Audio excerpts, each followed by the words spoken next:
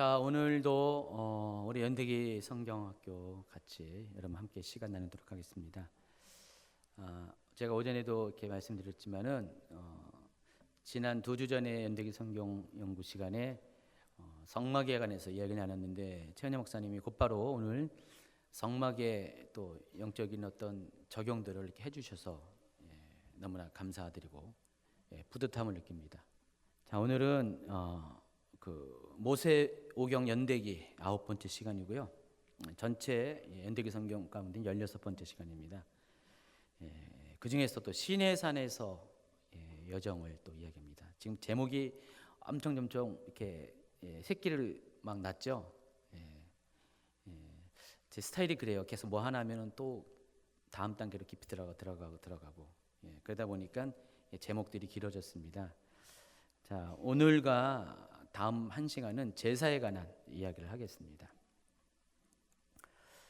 여러분 출애굽기가 물론 많이 읽었지만은 출애굽기가 어떤 의미 있는지를 아마 이 연대기 성경 하면서 여러분 좀 보다 쉽게 아마 이해가 아마 됐을 것입니다.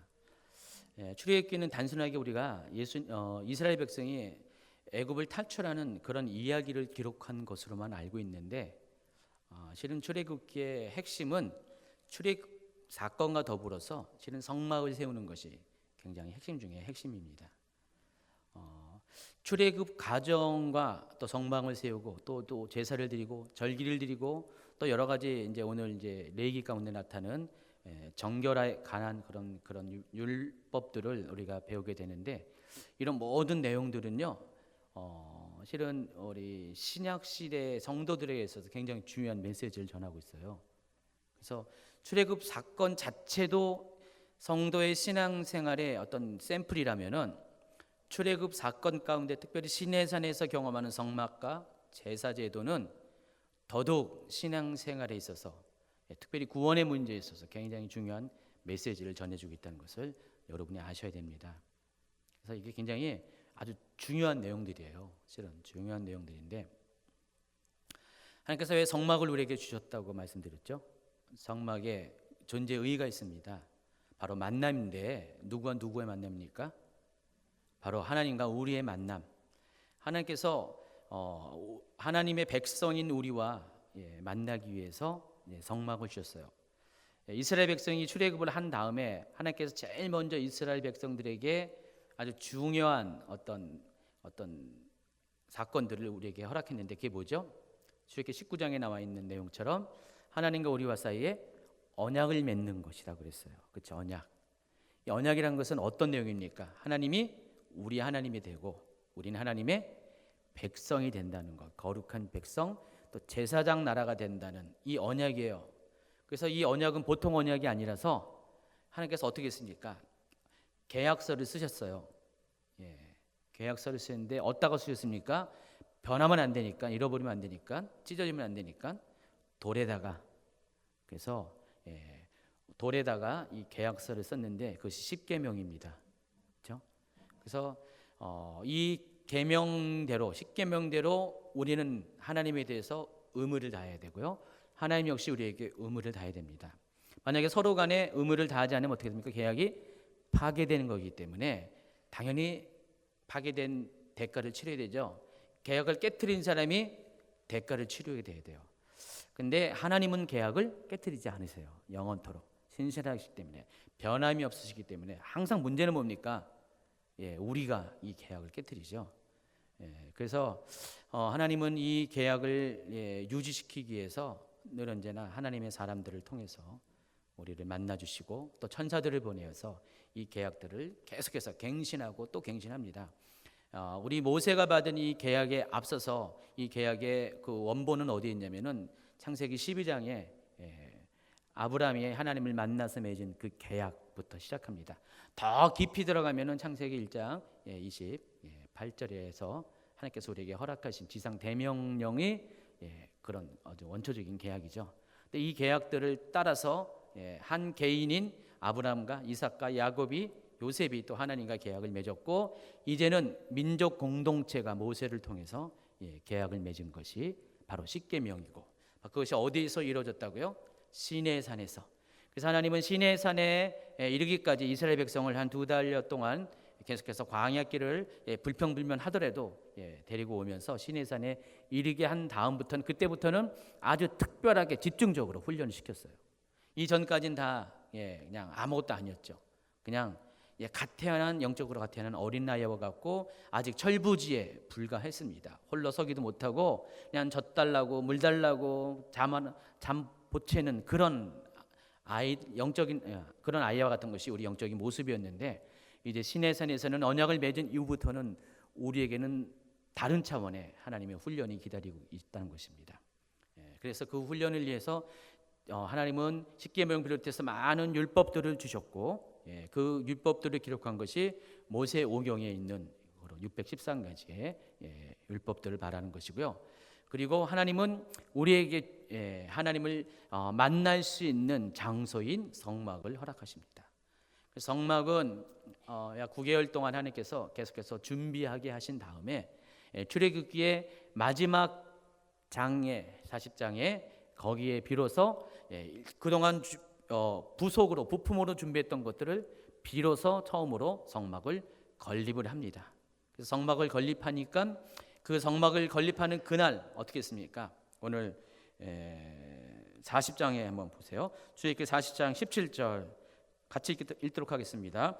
둘째 해 첫째 달 곧 그 달 초하루에 성막을 세우니라. 33절 그는 또 성막과 제단 주위들에 포장을 치고 뜰문에 휘장을 다니라. 모세가 이같이 역사를 마치니 구름이 회막에 덮이고 여호와의 영광이 성막에 충만하매 모세가 회막에 들어갈 수 없었으니 이는 구름이 회막에 덮이고 여호와의 영광이 성막에 충만하였으며 구름이 성막 위에서 떠오를 때에는 이스라엘 자손이 그 모든 행진하는 길에 앞으로 나아갔고 구름이 떠오르지 않을 때에는 떠오르는 날까지 나아가지 아니었으며 낮에는 여호와의 구름이 성막 위에 있고 밤에는 불이 그 구름 가운데 있음을 이스라엘 온 족속이 그 모든 행진하는 길에서 그들의 눈으로 보았더라 그랬습니다.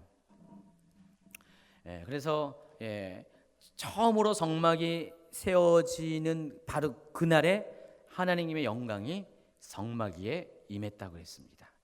자, 우리가 이 성막이 이제 광야 시대를 지나서 정착하는 시대에 가면은, 가나안 정착 시대에 가면은 뭐로 바뀝니까? 뭐로 바뀌죠? 성전으로 바뀝니다. 성막은 텐트예요. 이동이 가능한 거예요. 그래서 지난번에 성막 안에 쓰이는 모든 기구들을 소개하면서 공통점을 여러분에게 한 가지 얘기했죠. 뭡니까? 전부 다 들 것이 있다는 것이죠. 그래서 언제든지 여차하면은 바로 들고 갈 수 있도록, 이동할 수 있도록 언약궤부터 시작해서 모든 성막의 기구들은 전부 다 장대가 양쪽으로 이렇게 있어요. 그래서 성막 안에 있는 물건들은 다 금으로, 성막 밖에 뜰에 있는 것들은 다 뭐라고요? 청동으로 해놨어요. 그 차이가 있다고 설명을 드렸죠. 그래서 이 성막은 언제나 이동이 가능한 이동 성소예요. 그러나 이미 이제 고정된 장소에서 정착한 시대에서는 더 이상 이동 장소가 필요 없기 때문에 하나님은 고정된 건축물을 지라고 했는 것이 성전입니다. 역대기 하 7장 1절부터 쭉 보시면은 솔로몬이 성전을 다 건축한 다음에 하나님 앞에 봉헌하는 장면이 나옵니다. 근데 그때도 잘 보시면은요, 제가 한번 읽어드릴게요. 역대기 7장 1절 솔로몬이 기도를 마침에 불이 하늘에서부터 내려와서 그 번제물과 제물들을 사르고 여호와의 영광이 그 성전에 가득하니 여호와의 영광이 여호와의 전에 가득함으로 제사장들이 여호와의 전으로 능히 들어가지 못하였고 이스라엘 모든 자손은 불이 내리는 것과 여호와의 영광이 성전에 있는 것을 보고 돌을 깐 땅에 엎드려 경배하며 여호와께 감사하며 이르되 선하시도다 그의 인자심 영원하도다 하니라. 이 두 장면을 보면은 똑같죠. 성막을 봉헌할 때나 성전을 봉헌할 때나 어떻게 했습니까? 하나님이 친히 바로 그날에 임재하셨어요. 여러분 이제 새로 집을 졌어요. 새로 집을 져가지고 그동안 오랫동안 이제 준비해가지고 새로 딱 집을 지니까 이제 딱 개장을 하니까 바로 그 순간에 하나님께서 어떻게 했습니까? 찾아오셨어요. 왜냐하면은 그 집은 누구 집이라고요? 하나님이 머무시는 집이기 때문에. 아까 출애굽기 25장 최은혜 목사님 8절과 9절 읽어드리면서 하나님께서 거할 장소인 성막, 성전이기 때문에 하나님께서 직접 찾아오신 것이죠. 찾아오셔서 거기 머무는데 하나님이 찾아오신 것들을 모든 사람이 알 수 있도록 어떻게 해요? 불로써 구름으로써 임재를 하셨다는 것입니다. 성막과 성전의 봉헌의 그런 장면들은 다 동일한 장면이 우리에게 보여진다는 것입니다. 어쨌든 성막이 지어지면서 그때부터 하나님은 성막에 거하십니다. 성전이 지어지면서 하나님은 또한 성전에 거하시게 됩니다. 예전에는 이스라엘 백성들이 하나님을 만나기 위해서 어떻게 했습니까? 아직 우리의 마음의 성전이 건축되기 전이죠. 이때는 구약시대는 하나님이 계신 곳이 따로 있어요. 물론 하나님은 무소부재하신 분이지만은 하나님은 고정된 장소에 거하시는데 그곳이 어디 있습니까? 하나님의 산이라고 불리는 곳이 있었어요. 무슨 산이죠? 시내산 또 호렙산. 그래서 하나님은 거기에 거하셨고요. 하나님이 이스라엘 백성을 만나기 위해서 어떻게 했습니까? 이스라엘 백성을 한테 뭐라고 했습니까? 이리로 오라고. 호렙으로 오라, 시내산으로 오라 해서 거기서 하나님은 이스라엘 백성을 만나 주셨어요. 그런데 이제 이스라엘 백성들이 더 이상 시내산에 머물러서는 안 되잖아요. 그들이 가야 되는 여정은 시내산이 아니라 가나안 땅, 약속의 땅이기 때문에 그리로 들어가기 위해서는 광야를 통과해야 돼요. 하나님은 시내산에 머무르시고 이스라엘 백성은 광야를 가야 되기 때문에 하나님이 계속해서 이스라엘 백성을 만나기 위해서 어떻게 됩니까? 하나님 스스로가 더 이상 호렙산에 머물 계시는 안 되고 이동하는 이스라엘의 진 가운데 같이 계셔야 돼요. 바로 그래서 하나님께서 이스라엘과 함께 하시기 위해서 하나님의 거할 장소로서 집으로서 우리에게 허락하신 것이 성막입니다. 그럼 성막은 어떤 의미예요? 하나님이 우리를 만나기 위해서, 이동 중인 우리를 만나기 위해서 항상 함께하기 위해서 우리에게 주신 그런 선물이라는 것입니다. 그래서 성막은 좋은 거죠. 근데 그 성막이 성경 시대를 거쳐서 오늘날은 어떻게 해요? 우리 안에 성막, 성전이 지어짐으로써 하나님은 오늘도 우리도 이동 성전이거든요. 계속해서 이동하고 있는 우리 가운데 지금도 머무시는 것이죠. 근데 성막에서 뭘 할까요? 성막에서 주로 하는 것이 뭐죠? 제사를 드립니다. 제사의 목적은 뭐죠? 하나님을 뭐예요? 예배하는 것인데 예배라는 것은 어떤 또 의미가 있어요? 하나님을 만나는 거잖아요. 근데 하나님을 만남에 있어서 하나님을 만나지 못하게 하는 방해하는 것이 있어요. 뭘까요?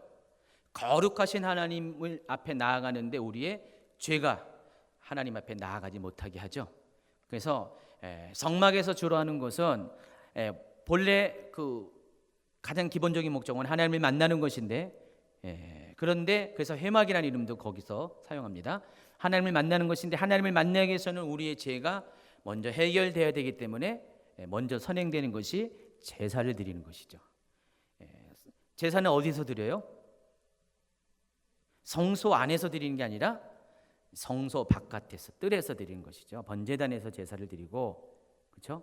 그리고 그 제사를 드린 다음에 그 희생 제물로 인해서 모든 죄에서 속죄함을 받은 사람, 거룩하게 구별받은 사람들이 하나님 앞에 드디어 이제 만남을 허락을 받는 것입니다.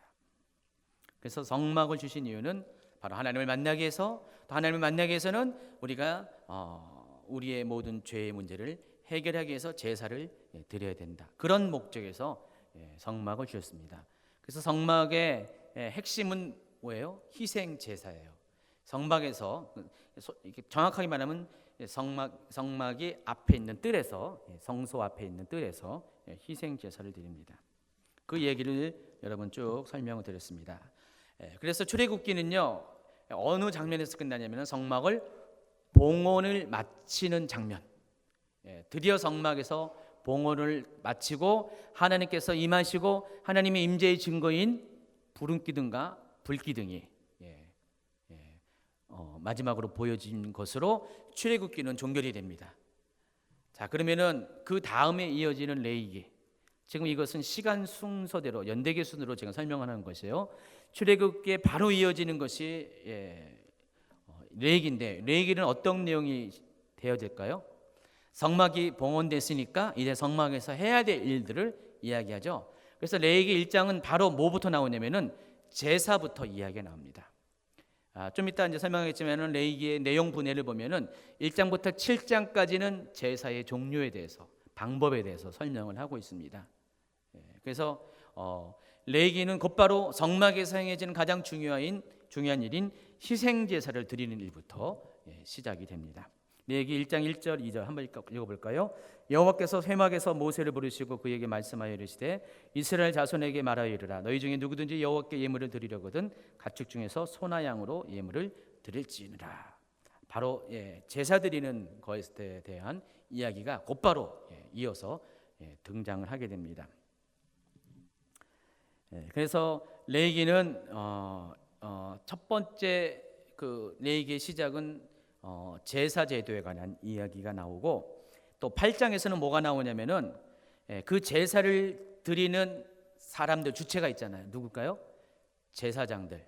그러니까 제사장들에 관한 이야기가 나옵니다. 그래서 8장에는 제사장인 아론과 그의 아들들을 제사장으로 기름 부는 장면들, 위임식 장면들을 기록되어 있고요. 그리고 9장에서는 드디어 제사가 시작이 됩니다. 그리고 나서 또 11장 15장까지는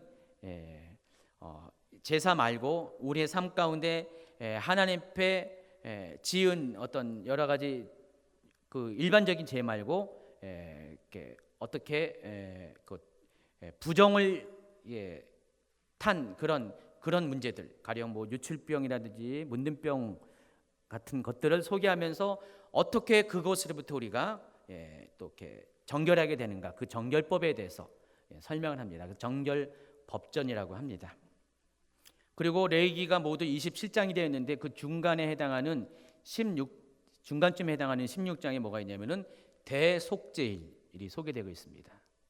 여러분 대속죄일 아시죠? 이런 부분들은 제가 나중에 시간 지나가면서 또 따로따로 설명을 할 겁니다.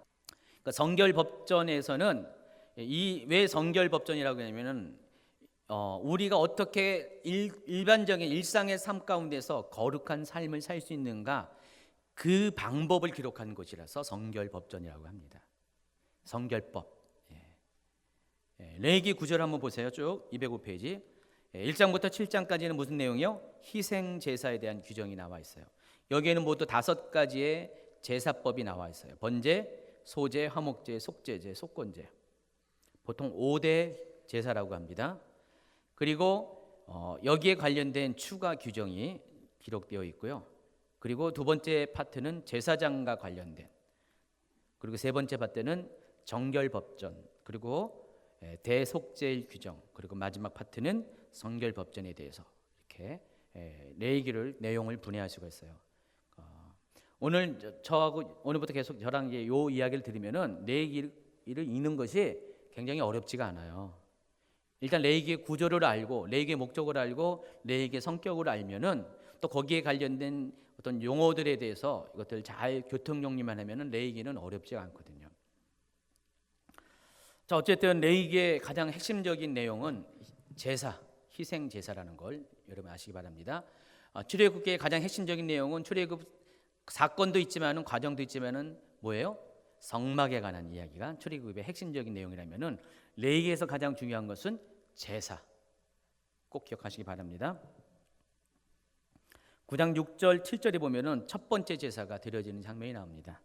모세가 이르되 이는 여호와께서 너희에게 하라고 명령하신 것이니 여호와의 영광이 너에게 나타내리라. 모세가 또 아론에게 이르되 너는 제단에 나아가 내 속죄제와 내 번제를 드려서 너를 위하여 백성을 위하여 속죄하고 또 백성의 예물을 드려서 그들을 위하여 속죄하되 여호와의 명령대로 하라. 이 명령은 이미 1장부터 7장까지가 다 주어졌어요. 이 명령대로 이미 명령하신 대로 그렇게 하라고 해서 9장에 비로소 처음으로 첫 번째 제사가 드려지게 됐다는 것입니다. 하나님은 성막을 건립하기 앞서서 이렇게 성막을 건립하라라고 모세에게 미리 청사전을 보여주셨죠. 출애굽기 중반부에 나와 있잖아요. 그리고 나서 후반부에 진짜로 이제 성막을 건립하는 장면이 나오잖아요. 여기도 마찬가지로 레위기 1장부터 7장까지는 제사의 종류에 대해서 이야기하고 이런 제사가 있다 하면서 제사는 이렇게 드리라는 먼저 교육이 있은 다음에 9장부터 실제로 제사가 실제로 드려지게 됐다는 것입니다. 이스라엘 백성의 첫 번째 제사가 언제 시작했다고요? 기억하세요? 레위기 9장에 이르렀어. 이때가 언제라고요? 이때가 언제예요? 출애굽이 BC 1446년이니까 이때가 언제라고요? BC 1445년. 아까 보세요. 여기 나왔잖아요. 40장 17절에 둘째 해 첫째 달 곧 그 달 초하루에 성막을 세웠다 그랬어요. 이 둘째 해라는 것은 출애굽한 바로 그 다음 번째 해 BC 1445년 그때 6월절 여기도 마찬가지로 6월절이 끼어 있는 바로 1월 1일 날 출애굽한 지 11개월 하고 며칠이죠? 15일이 빠지니까 15일 후에 11개월 15일 후에 성막이 건립됐고 성막이 세워지자마자 하나님께서 회막에서 모세를 부르시고 바로 제사를 드리기 위해서 그래서 그 제사 드리는 방법에 대해서 먼저 설명하고 9장에 이르러서 비로소 제사가 드려졌다는 것입니다. 약 한 출애굽한 지 1년 정도 있다가 첫 번째 제사가 드려졌다는 것을 여러분이 아시기 바랍니다.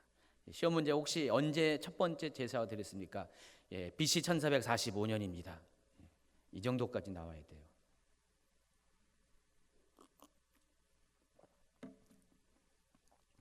자, 이와 같이 레위기는 출애굽에서 완성된 성막에서 실제로 제사를 드리는 그 장면부터 시작을 합니다. 그래서 레위기의 주제가 뭔지 아시죠? 거룩입니다. 거룩이란 뜻은 뭐죠? 구별되다. 카도시는 구별되다는 뜻이에요. 뭐와 무엇이 구별합니까? 속된 것과 하나님의 것이 구별되는 것이에요. 세상 것과 하나님의 것이 구별되는 것입니다. 이스라엘 백성도 드디어 구별된 백성이 되었고요. 또 구별된 백성이 되기 위해서는 반드시 구별된 삶을 살아야 되는데 그것이 바로 제사를 통해서 시작이 된다는 것입니다. 그래서 우리가 구별된 삶을 살기 위해서는 우리의 죄가 없어야 돼요. 죄를 가지고서는 도저히 구별된 삶을 살 수가 없기 때문에 죄가 우리를 거룩을 방해하기 때문에 그래서 레위기는요 두 가지 주제를 다룹니다. 사람이 어떻게 거룩해질 수 있습니까? 여러분 대답할 수 있죠? 어떻게 거룩해질 수 있습니까? 제사를 통해서 희생 제사를 통해서 여러분이 거룩해질 수 있어요. 자, 우리 신약 시대 여러분에게는 어떻게 거룩해질 수 있습니까? 어떤 대답을 합니까? 예수님의 십자가를 통해서. 그렇죠? 또 두 번째 주제가 어떻게 그 거룩을 유지할 수 있습니까? 그것을 다루는데 그것이 바로 성결 법전을 통해서 그 중에서 뭐가 들어가냐면은 제사가 여기 절기가 들어가요. 여러 성결 법전 중에서 절기 제도가 거기 속에 되고 있습니다. 그래서 이 두 가지를 레위기는 다루고 있어요. 3분의 1은 어떻게 거룩해지는가, 나머지는 그 거룩을 어떻게 유지할 수 있는가, 두 가지를 주제를 가지고 레위기가 있습니다. 그래서 어쨌든 간에 레위기 전체 주제는 거룩이에요. 거룩. 205페이지까지 탁 넘어갔어요.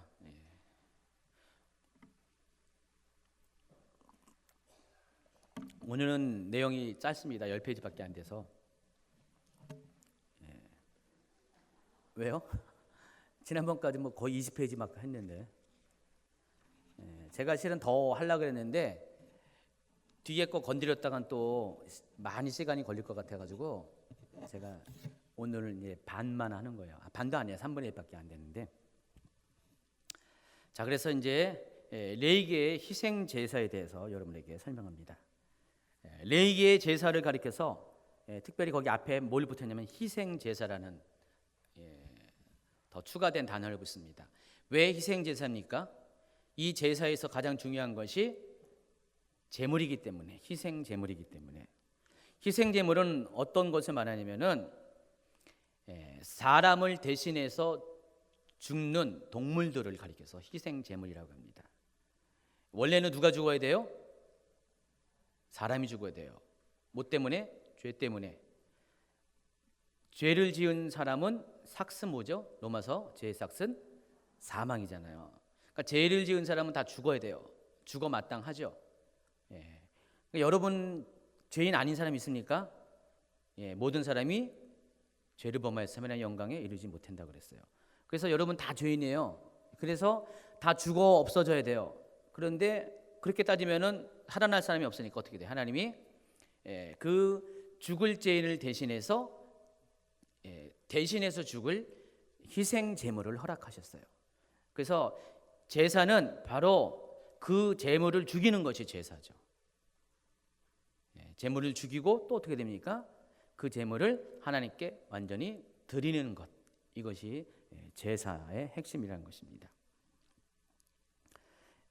그래서 유대인들은요, 모세 오경 토라를 가르칠 때 부모님들이 여러분 상식적으로 제일 흥미진진한 뭐 창세기부터 가르쳐주면 정상인데, 유대인들은 이 모세 오경 중에서 세 번째 책을 먼저 읽게 한대요. 레위기.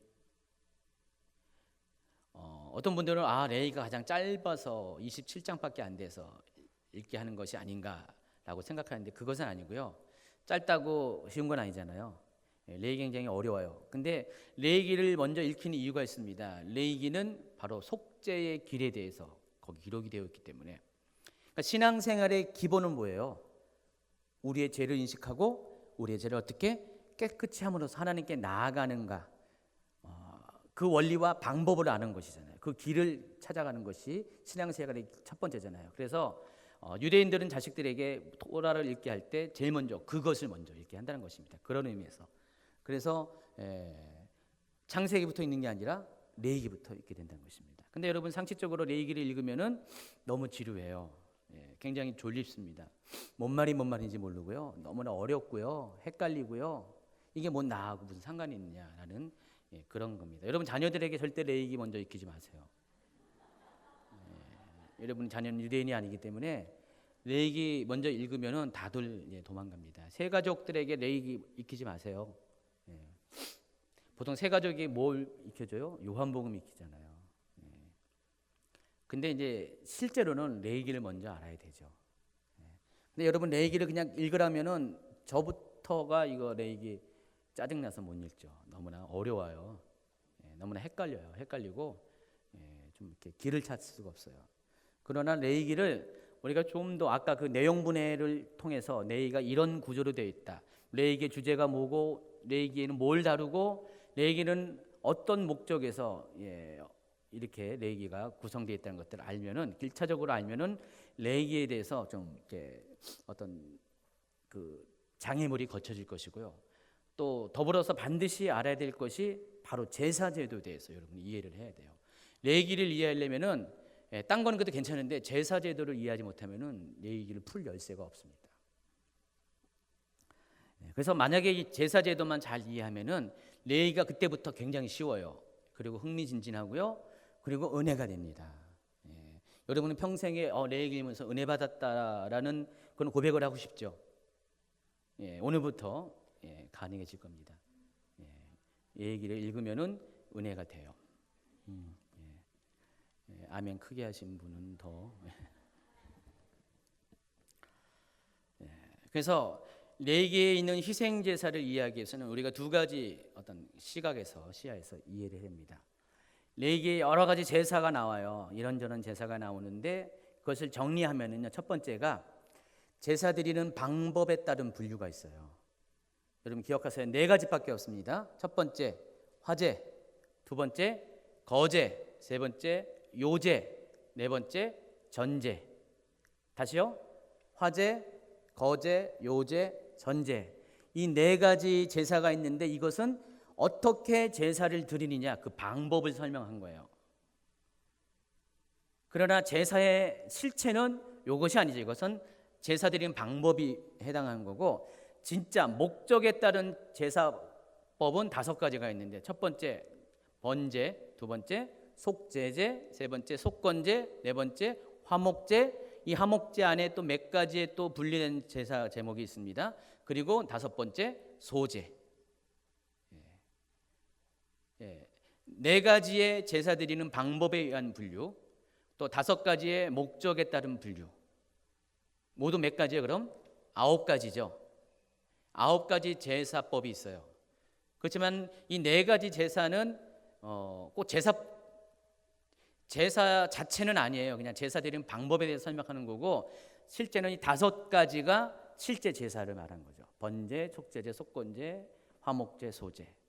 오늘은 이거 못 다뤄요. 이거 다루려고 했더니 시간이 많이 될 것 같아가지고 다음번에 이 5가지 목적에 따른 구분을 가지고 설명을 할 거고, 오늘은 그 중에서 제사 드리는 4가지 방법만 설명하고 마칠 것입니다. 그래서 오늘은 일찍 끝납니다. 아마 제가 보기에는 30분 안쪽에 다 끝날 것 같아요. 20분에 끝날 수도 있어요. 절대로 졸지 마시고요. 졸면 어떻게 된다고요? 죽습니다. 저한테 죽는 게 아니라 제사법을 모르는데 죽어야죠. 제사를. 제가 여러분 죽인다는 게 아니라. 자, 제사 드리는 방법에 따른 구분 207페이지 한번 보세요. 한번 그림을 띄워주시기 바랍니다. 첫 번째, 화제. 화제 났죠? 화제 났습니다. 화제는 말 그대로 불로 태워드리는 제사법을 말하는 것입니다. 그래서 fire offering이라고 합니다. 그래서 뭐 별거 없어요. 그냥 제물을 불로 태워서 소각시켜가지고 하나님께 드리는 제사법이다. 그렇게 이해하시면 됩니다. 자, 근데 여러분 화제에서 기억해야 될 것들은 뒤에 설명한 5가지의 목적에 따른 구분, 번제, 속제제, 속건제, 화목제, 소제, 이 5가지의 모든 제사가 화제로 드려진다는 것. 물론 이 제사들은 반드시 화제만 드려지는 게 아니라 다른 제사법으로 드려져요. 거제나 요제나 전제로 드려지는데, 그런데 그 나머지 이제 제사 드리는 방법에 있어서 거제와 요제와 이 전제는 그 중에서 그 5가지 제사 목적에 따른 분류 중에서 일부의 제사에만 사용되는 제사법이에요. 근데 이 화제는 5가지 모든 제사에 공통적으로 사용하는 제사법이라는 것을 아시기 바랍니다. 그러니까 화제만이 그렇다는 것이에요. 화제는 5가지 제사에 모두 다 사용하는 것이에요. 확인해 볼까요? 성경을 한번 읽도록 하겠습니다. 레위기 1장 9절 같이 읽도록 하겠습니다. 그 내장과 정강이를 불로 씻을 것이요 제사장은 그 전부를 제단 위에 불살라 번제를 드릴지니 이는 화제라 여호와께 향기로운 냄새니라. 무슨 말인지 아시겠죠? 우리 그냥 제가 잠깐 설명한 것만 봐도 이 말 뜻이 뭔지 알죠? 하나님께 번제를 드리는데 미리 설명하면은 번제는 우리 신약적인 개념으로 따진다면 우리의 원죄의 문제를 해결하기 위해서 드리는 것이 번제예요. 오리지널 신, 이 원죄를 없이 하기 위해서 드려지는 그것을 해결하기 목적으로 드리는 것이 번제인데, 이 번제를 드릴 때는 어떤 방식으로 제사를 드리라고요? 화제. 우리의 죄의 문제, 가장 오리지널 원죄의 문제를 하기 위해서는 어떻게 해요? 완전히 이 우리 속에 있는 것들을 완전히 태워 없애버려야 되잖아요. 그렇기 때문에 번제는 화제로 드린다는 것 기억하시기 바랍니다. 또 레위기 2장 14절 너는 첫 이삭의 소제를 여호와께 드리려거든. 이 소제는 청소한다는 뜻이 아니라 이것은 기념제사라고 이야기하고요. 이 5가지의 제사 중에서 희생제사가 아닙니다. 희생제물이 없는 유일한 제사. 뭐로 드릴까요? 곡식으로 드리는 게 곡식 제사라고 합니다. 동물 제사가 4가지예요. 번제, 속제제, 속건제, 화목제. 근데 이 소제는 곡식 제사. 이렇게 나중에 할 겁니다. 그래서 이 소제를 드릴 때 소제의 여기 그 제물들이 여기 있잖아요. 첫 이삭을 볶아서 내 소제를 삼되 기름을 붓고 유황을 더할지라. 또 제사장은 찌은 곡식과 기름을 모두 유황과 함께 기념물로 불사릴지니 이는 여호와께 드리는 뭐라고요? 화제니라 그랬어요. 소제를 드리는 방법 중에 하나가 화제로 드린다는 것이죠. 화제만 드리는 것이 아니라 소제를 드리는 방법은 또 있어요. 뒤에 나오는 해사 드리는 방법 중에서 또 있어요. 거제도, 요제도 거기에 해당합니다.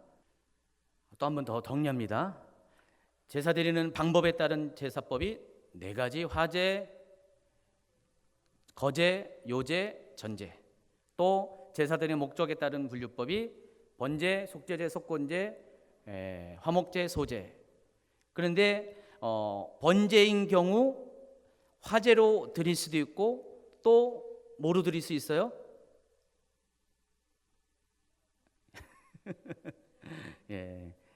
다른 제사법으로 또 드릴 수가 있습니다. 그건 또 좀 이따 설명을 하겠습니다. 그리고 이 속제제 같은 경우, 속건제 같은 경우는 번제로도 드리는데 또 다른 제사법으로 드릴 수 있어요. 그러니까 각각의 이 제사 드리는 목적에 따른 그 제사의 제사 드리는 방법은 몇 가지가 다 존재한다는 것이에요. 그걸 기억하시기 바랍니다. 또 레위기 3장 9절에 그는 그 화목제의 제물 중에서 여호와께 화제를 드릴지니 제사장은 그것을 제단 위에서 불사릴지니 이는 화제로 여호와께 드리는 음식이라. 여기 보면은 화목제를 드릴 때 화제를 드리는 것이 뭐가 있냐면은 뭐라고 했어요?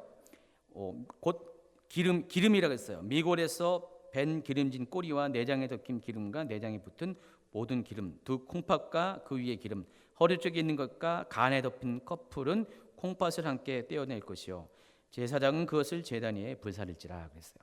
이 화목제는 어떤 제사냐면은 하나님과 화목하기 위해서 또 이웃과 화목하기 위해서 드리는 제사인데 하나님과 화목하고 이웃과 화목하는 그 목적에 따라서 이 화목제물은 특별히 어떻게 사용되냐면은 하나님께 먼저 드려지고 어떻게 되냐면은 그 제물을 번제로 드리지 말고 그것을 가져다가 이웃끼리 고기 파티를 해요. 삼겹살 파티는 안 합니다. 여기 돼지고기가 없었기 때문에 그때 당시에 소고기 파티를 합니다. 그래서 화목제로 드려지고 남은 그 제물들은 태우지 않고 화제로 드리지 않고 그것을 남겨놨다가 거제로 드렸다가 그것을 가지고 이웃들과 같이 나눠 먹고 또 제사장들에게 몫으로 주거든요. 그런데 그 중에서 먹을 수 있는 고기를 제외한 부분들 있잖아요. 기름진 것들, 콩팥, 내장 이런 거 어떻게 됩니까? 그것은 태워서 화제로 드린다는 것이에요. 이해하시겠죠? 그러니까 화목제 제사 중에서 어떤 부분은 거제나 요제로 드리고요. 어떤 부분은 어떻게 된다고요? 화제로 드리게 된다는 것이죠. 그렇게 이해하시면 되죠.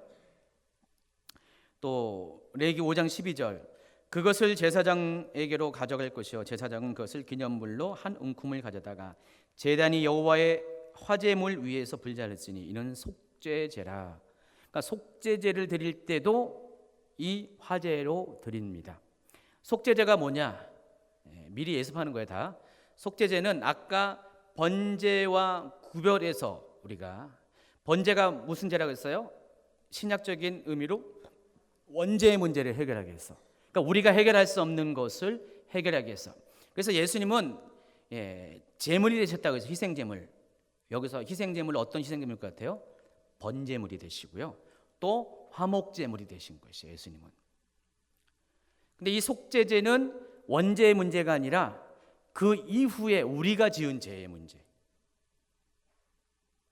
그래서 속죄제와 속건제가 비슷한 것 같은데 또 구분이 됩니다. 속죄제는 우리가 지은 죄가 맞아요. 근데 우리가 알고 짓지 않는 죄, 부지중에 지은 죄가 있죠. 또 알기는 알되 어쩔 수 없이 연약해서 지은 죄가 있잖아요. 이런 죄일 경우는 속죄제를 드려요. 그리고 우리가 알고 있는 죄 중에서도 일부러 지은 죄 있잖아요. 내가 안 지을 수도 있는데 내가 충분히 거절할 수 있는데 그냥 내 욕심으로 지은 죄. 이런 죄의 속죄를 위해서는 속건제를 드립니다. 이게 좀 달라요. 그래서 그 속죄제를 드릴 때도 이와 같이 화제로 드린다. 또 밑에 레위기 7장 5절 제사장 것을 다 제단 위에서 불살라 여호와께 화제를 드릴 것이니 이는 속건제니라 해서 속건제를 드릴 때도 화제. 성경을 쭉 보면은 번제, 속죄제, 속건제, 화목제, 소제 이 5가지의 제사 드리는 목적에 따른 구분에 해당하는 제사를 드릴 때 모두 공통적으로 화제를 드린다는 것입니다.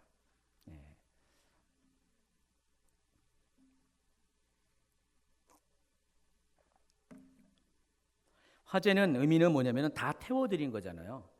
남김이 없이 태워드린 것 때문에 전적인 헌신을 말하고요. 전적인 굴복을 말하는 것입니다. 전적으로 나를 포기하는 것을 말합니다. 내 모든 것들을 다 드리는 것이 그 화제의 의미라는 것입니다. 에베소 5장 2절 보세요. 그리스도께서 너희를 사랑하신 것 같이 너희도 사랑 가운데 행하라. 그는 우리를 위하여 자신을 버리사 향기로운 제물과 생축으로 하나님께 드리셨다. 이게 뭐라고요? 예수님이 바로 번제물이 되셨다는 것입니다. 자, 요 부분은 이제 뒤에 가서 이제 번제할 때 설명할 건데 또 예습 차원에서 설명하자면은 어떻게 우리가 번제를 드리는가 잠시 설명하겠습니다. 자, 그 번제에 관한 샘플이 여러분 뒷장에 보시면은 레위기 1장 2절부터 9절까지 쭉 나옵니다. 자, 이것은 레위기 1장은 번제에 관한 기록입니다. 한번 같이 읽도록 하겠습니다. 이스라엘 자손에게 고하여 이르다 너희 중에 누구든지 여호와께 예물을 드리려거든 생축 중에서 소나 양으로 예물을 드리지니라. 그 예물이 소의 번제이면 흠없는 수컷으로 회막문에서 여호와 앞에서 연락하시도록 드릴지니라. 그러니까 번제물이 여기선 소가 번제물일 경우 소로 드리는 희생 제물일 경우 하면서 이렇게 설명하는 것이에요. 번제를 드리는 그 희생 제물은 아주 다양합니다. 굉장히 많은데 그 중에서 이제 소로 드리는 번제물일 경우 어떻게 하냐? 4절부터가 나옵니다. 그가 번제물의 머리에 안수할지니 그리하면 연락되어 그를 위하여 속죄가 될 것이다. 여기서 그는 누구를 가리킵니까? 예? 제사장이 아니고요. 바로 이 제사를 주관하는 바로 그 사람. 이 사람은 자기의 죄를 가지고 자신의 죄의 속죄를 위해서 지금 제사를 드리잖아요. 그래서 보통 제주라고 하죠. 제주, 제사의 주인. 바로 여러분, 여러분입니다. 그러니까 우리가 또 신약적인 개념을 가지고 얘기하면은 바로 하나님 앞에 나오는 하나님을 만나기 나오는 예배자, 경배자를 말하는 것입니다. 그러니까 하나님께 예배하기 위해서는 반드시 제물을 가지고 하나님께 와야 되는데 바로 그 사람을 말한 겁니다. 그래서 그 제주는 번제물의 머리에 안수합니다. 그리하면 연락되어 그를 위하여 속죄가 된다. 왜 안수하죠? 그렇죠. 내 안에 있는 죄를 전가시키는 것이에요. 죄의 전가. 자, 그래서 예수님이 어린 양이 되어서 돌아가셨죠. 번제물 중에서 어린 양이 있는데 그 어린 양이 되어서 돌아가신 이유가 우리의 죄를 전가받아서 돌아가신 거예요. 원래는 여러분이 죽어야 되는데 예수님이 희생 제물이 되어서 예수님이 그 모든 죄를 짊어지시고 돌아가셨어요. 그래서 사도 요한은 예수님이 등장할 때 뭐라고 했습니까? 보라, 세상 죄를 지고 가는 하나님의 어린 양이다. 이 말을 들은 유대인들은 다 알아요. 아, 예수님이 바로 그 번제물이었구나. 그것을 바로 인지할 수가 있었죠. 또 5절에 보세요. 그는 여기도 누구요? 제사 드리는 자 여호와 앞에서 그 송아지를 잡을 것이요. 그 송아지는 제사장이 잡지 않습니다. 직접 제주가 잡습니다. 어디에서 잡냐? 한번 그림을 보세요. 이 송아지를 잡는 장면이 있죠. 누가 잡아요? 제사장이 아니라고요. 제주. 그러니까 제사를 드리는 사람이 같이 누군가의 도움을 받아서 아마 레인의 도움을 받을 수 있을 것 같아요. 낯서니까.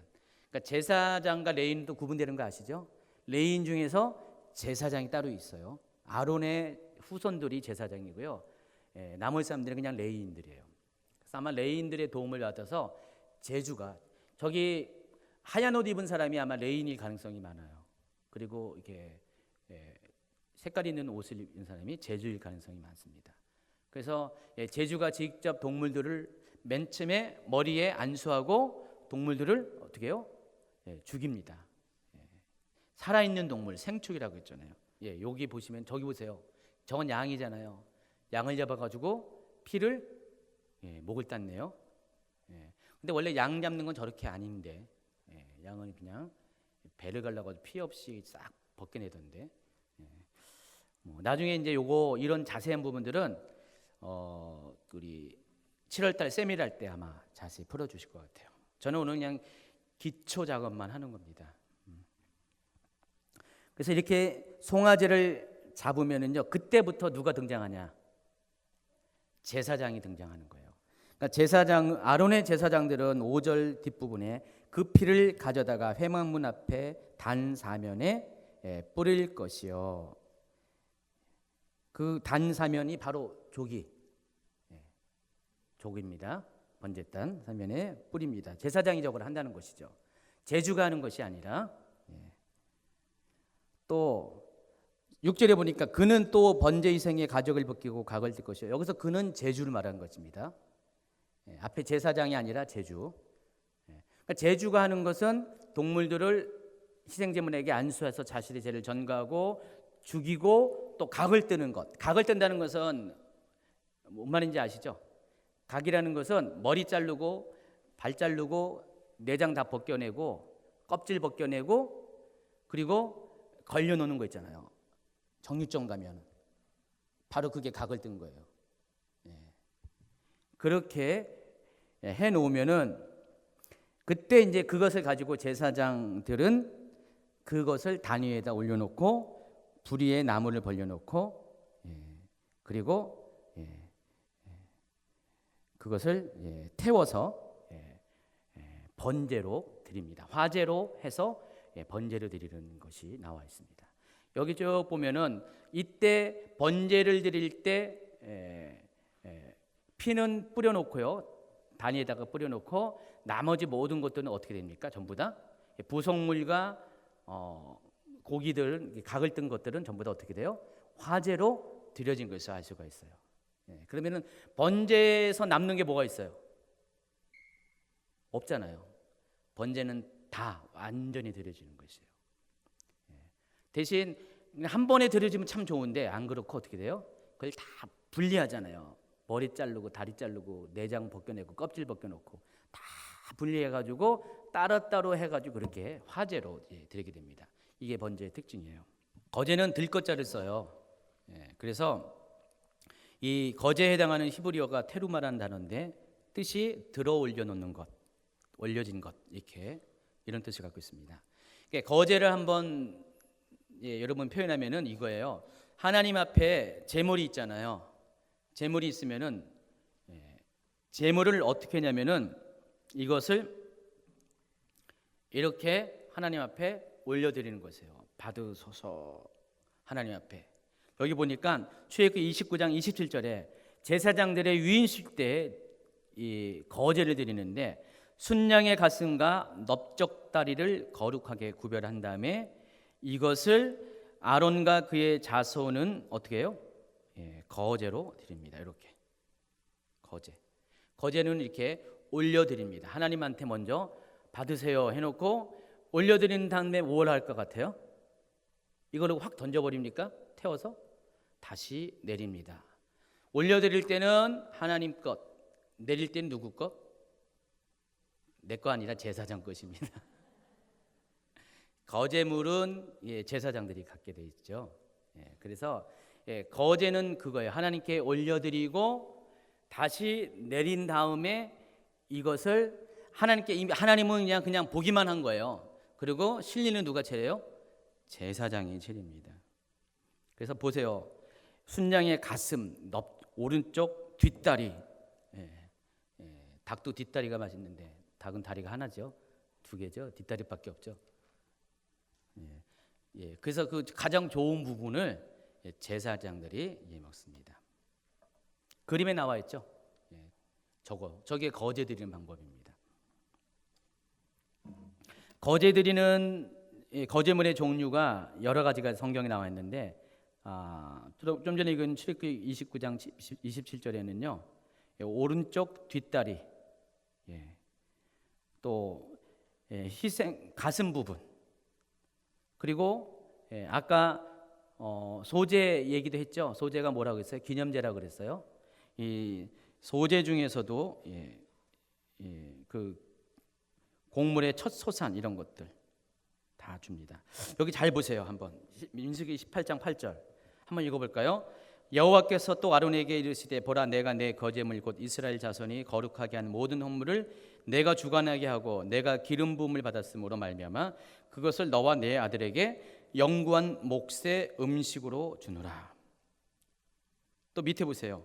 11절 내가 돌릴 것은 이것이니 곧 이스라엘 자손이 드리는 거제물과 모든 요제물이라 내가 그것을 너와 내 자녀에게 영구한 몫의 음식으로 주었은즉. 또 밑에 보세요. 13절 그들이 여호와께 드리는 그 땅에 처음 익은 모든 열매는 내 것이니. 거제로 드리는 여러 가지 그런 헌물들이 있는데 그 거제로 드려지는 것들은 다 누구한테 주어진 거예요? 제사장들의 몫이라는 것입니다. 그래서 성전에서 예전에 보니까 뭐 성미를 뜨고 막 그러잖아요. 밥을 할 때 옛날 어머니들은 한 숟갈을 딱 구별시켜 가지고 드려서 하나님께 드리는데 하나님께 갖고 오죠. 하나님한테는 어떻게 해요? 보여주기만 하고 그 성미는 누가 먹습니까? 목사님들이 먹었잖아요. 목사님들이 혼자만 먹는 욕심쟁이라서 그런 게 아니라 의미가 있었어요. 바로 이 거제나 요제와 같은 영적인 의미가 있기 때문에 이렇게 한 것이죠. 그래서 이 거제물의 목적은 먼저 하나님께 제물을 올려드리고 그리고 궁극적인 목적은 그 제물을 통해서 제사장들의 삶을 위해서 하나님께서 허락하신 것이 거제물입니다. 그래서 거제물의 종류가 되게 많아요. 뒤에서 보시면은 5절에 보면은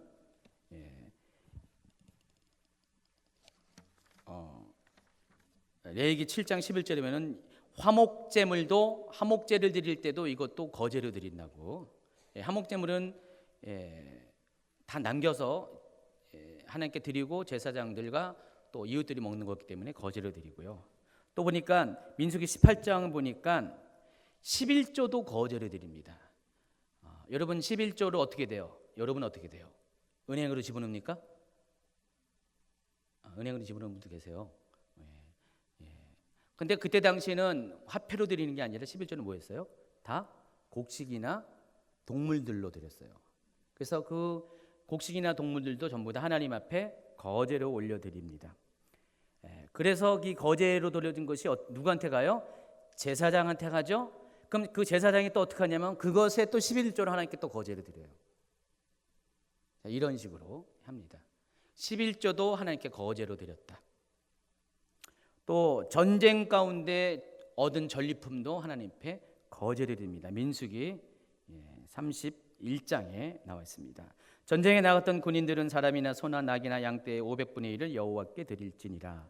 곧 이를 그들의 절반에서 가져다가 여호와의 거제로 제사장 엘리에셀에게 주고 또 이스라엘 자손의 반은 절반에서는 사람이나 소나 낙이나 양떼 각종 짐승의 50분의 1을 가져다가 여호와의 성막을 맡은 레위인에게 주라 그랬습니다. 다 거제로 드렸습니다. 그래서 이와 같이 거제는 속죄제, 속건제, 소제, 화목제물 중에서 하나님께서 일부러 제사장들에게 주기 위해서 구별된 희생제물과 제물을 드릴 때 제사 드리는 방법이 거제라는 것입니다. 그래서 번제인 경우는 거제로 전혀 드릴 수 없고 오직 번제는 화제로 드릴 수밖에 없다는 것을 여러분 기억하기 바랍니다. 두 가지 남았습니다. 세 번째 제사 드리는 방법 요제. 요제는 여기 보면 영어로 보면 웨이브 어퍼링. 웨이브가 뭐죠? 흔드는 거죠. 제사를 드리는 방법 중에 하나가 하나님 앞에 흔들어 드리는 거예요. 어떻게 흔들어져요? 하나님 여기요. 여기요. 이게 요제입니다. 거제는 하나님 여기요. 이렇게 거룩하게 이렇게 올려드리는 거고, 요제는 여기요 드린 것입니다. 오른쪽 뒷다리를 닭다리처럼 막 그렇게 하는 게 아니라 그래서 이 요제는 거제랑 성격이 똑같아요. 뭐 어떻게 하는 거죠? 하나님께 먼저 보여드리고 취해서 이것을 제사장에게 드립니다. 근데 똑같은 목적에서 드리는 건데 뭔 차이가 있냐? 뒤에 나와 있어요. 211페이지 보세요. 요제는 성소 안에서, 거제는 밖에서. 이해하시겠어요? 요제는 그 성막 안에서, 성소에서 제사장이 드리는 거고요. 그리고 거제는 그 제단에서 드리는, 밖에서, 뜰에서 드리는, 요 차이가 있다는 거. 실내냐 실외냐, 당연히 내용물도 다르겠죠.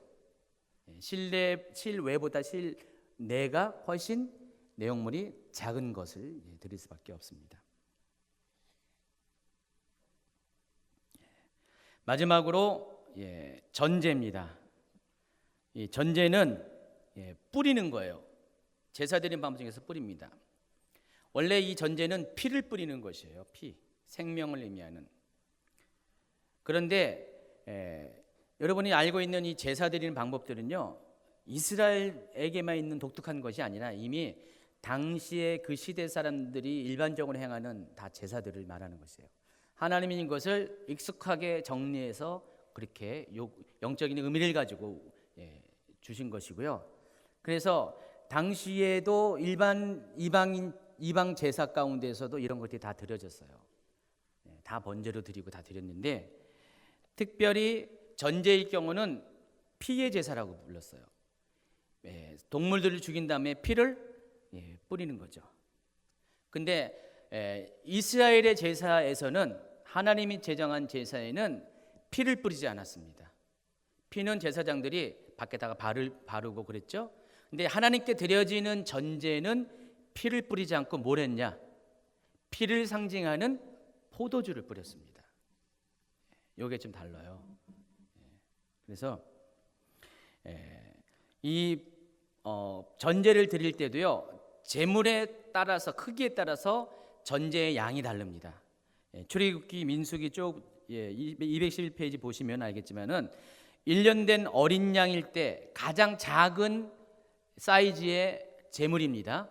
이 1년 된 어린 양을 드릴 때는 거기에 맞춰서 포도주가 4분의 1 흰이라 그랬어요. 근데 이것이 현대 수량형으로 보면은 1리터. 1리터면 여러분 생수병, 조그만 생수병, 그만큼의 포도주를, 어린 양을 드릴 때는 그만큼의 포도주를 전제로 뿌려서 하나님 앞에 드렸다는 것입니다. 그리고 순양, 다 큰 양을 드릴 때는 1.2리터, 송아지를 드릴 때는 1.8리터. 이해하시겠죠? 그래서 그 제물의 크기에 따라서 전제에 드리는 포도주의 양이 또 비례한다는 것을 여러분 아시기 바랍니다. 그런데 성경에서는요, 이 전제를 신약 성경에서는 관제로 또 번역을 합니다. 여러분 빌립보서 2장 17절 한번 읽어볼까요? 만일 너희 믿음의 제물과 섬김 위에 내가 나를, 옛날 개역 한글에서는요, 관제로 드릴지라도 나는 기뻐하고 너희 무리와 함께 기뻐하리리. 또 디모데후서 4장 6절에도요, 사도 바울이 이런 고백합니다. 옛날 번역으로 읽겠습니다. 관제와 같이 내가 벌써 부어지고. 여기서 관제라고 개역 한글에서는 했는데 드링크 어퍼링이라고 했는데, 이것은 구약 성경에 뭐라고요? 전제라는 것입니다. 전제와 관제는 같은 개념이에요. 그래서 모든 제사가 구약과 신약이 서로 구분된 게 아니라, 구약의 제사 드렸던 실체들이 신약에서는 영적 상징으로 다 그대로 이어집니다. 그래서 이 제사는 그리스도와 다 연결이 되어 있어요. 화제, 거제, 요제, 또 전제가 다 그리스도와 연결되어 있고요. 번제부터 다 그리스도와 연결되어 있고 또 우리와 연결되어 있습니다. 그래서 이런 것들을 가지고 사도 바울은 자신의 삶을 표현할 때 자신이 마치 전제와 같이 드려졌다 그랬어요. 전제가 원래 어떤 걸 드리는 거라고요? 피를 드리는 건데 피를 드리지 않고 피를 상징하는 포도주를 드렸어요. 그러니까 자신의 전제로 드려졌다는 것은 자신의 피로 하나님께 드려졌다는 뜻인데, 피가 의미하는 것이 뭐예요? 생명이잖아요. 그러니까 자기는 하나님 앞에 자기 생명을 드려졌다는 것입니다. 그러니까 전제가 부어지는 것이 이제 1.2리터 막 부을 거 아니에요. 막 부을 때 어느 순간 되면 전제가 부어지는 것이 다 끝날 거 아니에요. 그거 같이 자신이 하나님 앞에 그렇게 자신의 생명을 드려져 가지고 완전히 끝까지 완전히 자기 생명을 마치기까지 완전히 하나님께 드려졌다, 그런 표현이란 것입니다. 네. 그렇게 되면 어떻게 돼요? 죽는 거죠. 떠나시기 가까웁니다. 자, 예수님도 마지막 유월절 만찬 때 떡을 드시고 또 포도주를 마시면서, 이 포도주는 어떤 피라고 했습니까? 어떤 그랬습니까? 언약의 피라고 그랬어요. 그래서 예수님은 이 포도주를 마시게 함으로써 자신의 피를 마시는 상징적인 어떤 행동을 하셨습니다. 그러면서 하나님 앞에 예수님이 그리했던 것처럼 제자들도 결국 어떻게 됩니까? 성찬에 참여자들은 똑같이 전제로 드려지기까지 하나님 앞에 자신의 삶을 드릴 것을 강조를 하고 있습니다. 자, 오늘 이제 네 가지의 제사법, 제사 드리는 방법에 따른 네 가지 분류를 통해서 우리가 뭐 이렇게 제사 네 개에서 계속해서 반복되는 여러 가지 이제 그런 용어들이지만은, 우리가 이 네 가지의 제사법을 잘 구분하면은 나중에 또 이제 5가지의 또 제사법을 같이 결부시켜서 하면은 레위기에 있는 제사에 관한 이야기들이 결코 어려운 것이 아니고 여기에는 깊은 영적인 의미가 있다는 것들을 여러분이 알아가게 될 것입니다. 그래서 오늘은 여기까지 하지만 다음번에 같이 해야지 이것이 좀 조합이 맞아가지고 확실한 메시지가 나올 거예요. 오늘은 여기까지만 하겠습니다.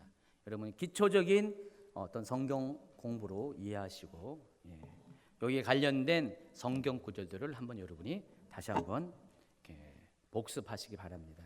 기도로 마칩니다. 하나님 감사합니다. 오늘